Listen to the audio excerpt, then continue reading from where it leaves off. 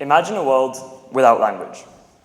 For us, that might be very hard to imagine, because we've grown up with the privilege of communicating through the spoken word. But languages aren't just words coming out of our mouths.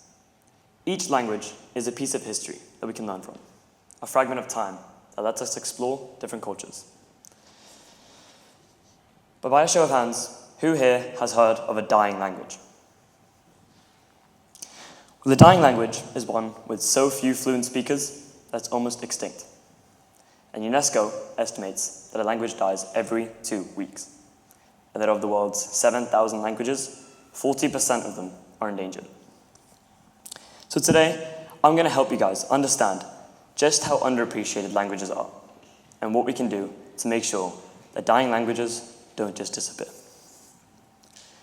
For starters, we can appreciate languages, the history behind them, and what they do for us in day-to-day life. Now, we are lucky that we speak a language that will most likely never fully die, at least not in our lifetimes. But there are languages here in South Africa that are dying. Take the language, for example. This language has one native speaker left, but it's got 25,000 years of history along with it. It would be so sad to see the culture of such a long period of time connected to the land we speak on today erased along with this language. But all we can do is watch as the last native speaker tries to save her language. I think a lot of us haven't realized that we wouldn't be half as advanced as we are today without language. So all these languages that are slowly fading away have all previously helped people advance their own communities. Not only do these languages play such a huge part of history, but they're also so special to their native speakers, because for some, it's the only language they speak. So picture this. You wake up one day, and as you look down to your phone, you realize you can't read. You can't speak. You can't even order food. You're completely isolated. Well, for us, that might be very hard to imagine as speakers of a language that, like I said, will most likely never die.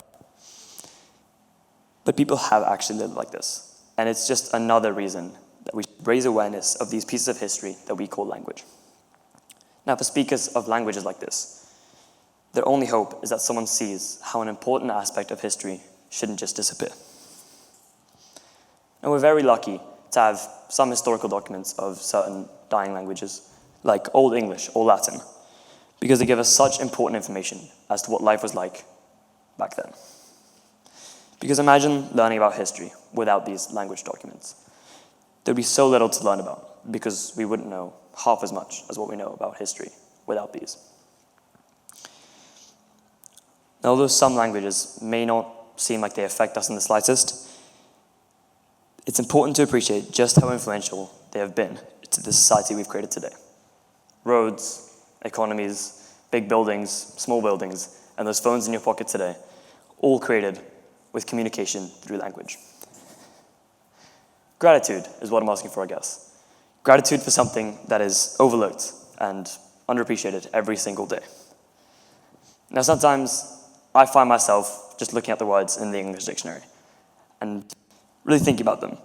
Because if you do, you'll see that words kind of are just sounds that change by the way we move our mouths. So weirdly, we've created them in such a way where they can hold so much meaning. And spoken word really sets us apart from other animals. I mean, look at us and look at chimpanzees. Physically, there isn't that much setting us apart, but there's one key ingredient that took us further. And if you don't know what it is, then please listen to my speech. So earlier, when I told you to imagine a world without language, I don't think you really did. Because had you told me to do the same thing, I would have brushed it off and said, that's weird, and moved past it quick. But by now, we should all realize that behind closed doors, these languages that we use every day made it possible for us to get here. And starting to appreciate these languages is the first step towards saving some parts of history through language.